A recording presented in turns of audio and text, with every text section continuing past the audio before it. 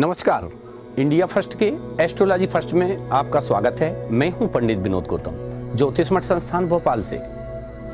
आज हम गुप्त नवरात्रि और उसके अंतर्गत वसंत पंचमी, श्रींग, ऐंग इत्यादि से संबंधित हम आपको विशेष लाभकारी जानकारी देंगे। गुप्त नवरात्रि गुप्त 10 महाविद्याओं की सिद्धि के लिए जानी जाती है। आज से गुप्त नवरात्रि प्रारंभ हो गई है और निश्चित तौर पर साधक साधना के बल पर सिद्धियां प्राप्त करते हैं। आपकी भक्ति में जितनी शक्ति होगी उतना ही प्रतिफल आपको प्राप्त होगा। मां दुर्गा के 9 रूपों की पूजा तो गुप्त नवरात्रि में होती ही है, परंतु 10 महाविद्याओं की पूजा भी होती है। बगलानमुखी, अकालानमुखी, कपाल भैरवी,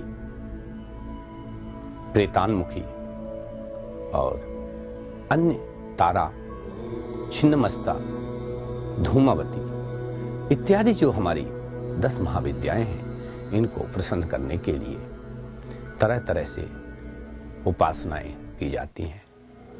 रात्रि में तांत्रिक गण विशेष प्रयोग करते हैं।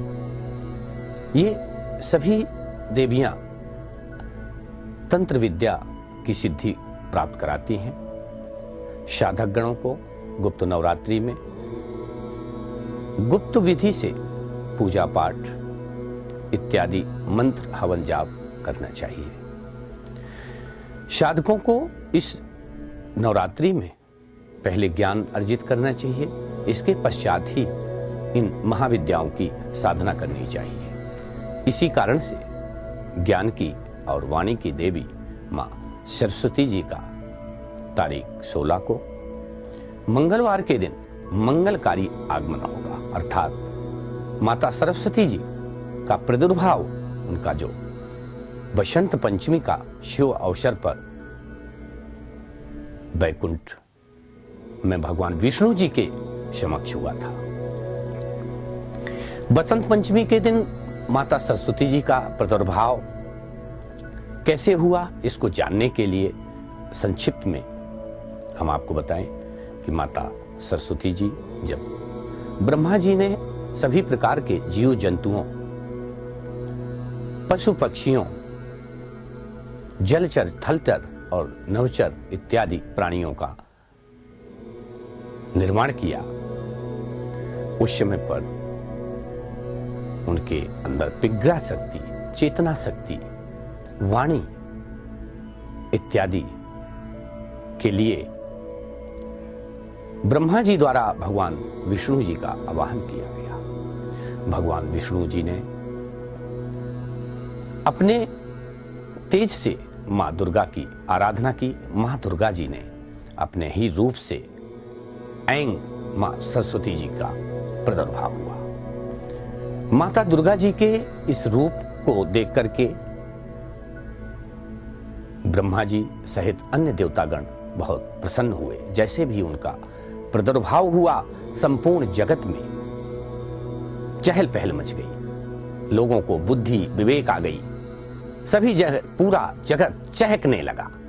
सभी पशु पक्षी प्राणी जीव जंतु सभी में प्रज्ञा शक्ति आ गई। अपने अनुसार वो वाणी का उपयोग करने लगे। इस प्रकार से ज्ञान शक्ति के लिए, वाणी के लिए माता सरस्वती जी का प्रादुर्भाव हुआ।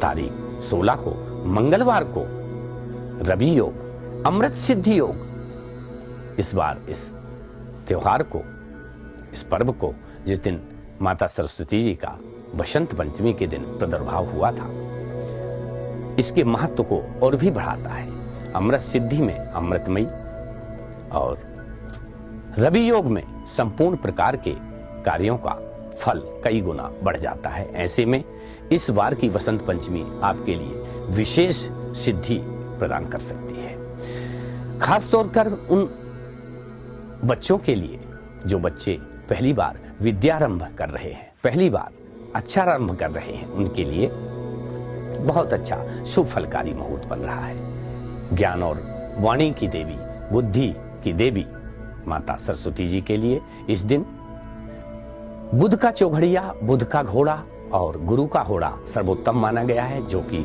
सुबह 8 बजे मंगलवार को रहेगा और 11 बजे के आसपास भी रहेगा। इस दिन अपने बच्चों को जो भी आप अच्छा आरंभ करा रहे हैं, विद्या आरंभ करा रहे हैं, उसके लिए आप शहद से उसके आमंत्रित करके ऐंग माता जी का जो मंत्र है ऐंग, वैसे जो नवार्ण मंत्र है वो ऐंग ह्रीं क्लीं चामुंडाई विच्चे, ये नवार्ण मंत्र कहलाता है।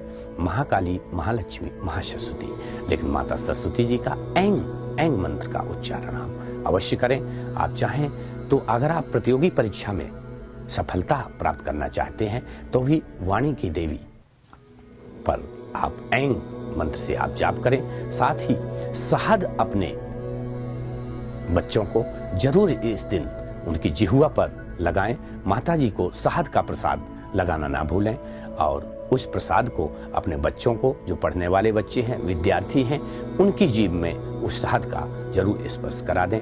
इससे उनकी वाणी में संस्कृति का वास होगा और निश्चित तौर पर जो स्थितियां बनेगी वो ज्ञान से संबंधित बनेगी और बुद्धि और विवेक के जो देवता हैं गुरु और बुध, वो आपके ऊपर कृपा दृष्टि करेंगे। ऐसे में बसंत पंचमी का ये जो पर्व है ये हमें निश्चित तौर पर अपने बच्चों के लिए, संस्कार के लिए, उनके ज्ञान को बढ़ाने के लिए, साथ ही उनको बुद्धि और प्रतियोगी परीक्षाओं में, आगे की परीक्षाओं में सफलता की कामना करते हुए माता सरस्वती जी का पूजन जरूर करना चाहिए। स्फटिक की माला से ओम ऐंग मंत्र का जाप कम से कम आपको 501 बार जरूर 5 माला जाप करना चाहिए। और ऐसे में जब माता सरस्वती जी जब आपके ऊपर प्रसन्न होंगी तो निश्चित तौर पर, क्योंकि सबसे बड़ी जो धन लक्ष्मी होती है वो विद्या लक्ष्मी होती है, तो विद्या लक्ष्मी अगर आपको प्राप्त हो जाती है ये माता सरस्वती जी के द्वारा, वीणा वादनी के द्वारा ही आपको प्राप्त हो सकती है। इसलिए सभी विद्याओं में श्रेष्ठ, सभी लक्ष्यों में श्रेष्ठ जो ज्ञान होता है, तो वो ज्ञान की जो देवी हैं उनका आप भक्ति भाव से पूजन करें और उनकी कृपा प्राप्त करें। इसी प्रकार की रोचक जानकारियों के साथ मैं समय समय पर पुनः उपस्थित होऊंगा। तब तक के लिए देखते रहिए इंडिया फर्स्ट न्यूज। नमस्कार। अगर वीडियो पसंद आया तो इंडिया फर्स्ट न्यूज को लाइक करें, सब्सक्राइब करें और बेल आइकन को दबाकर आप अपडेट रह सकते हैं।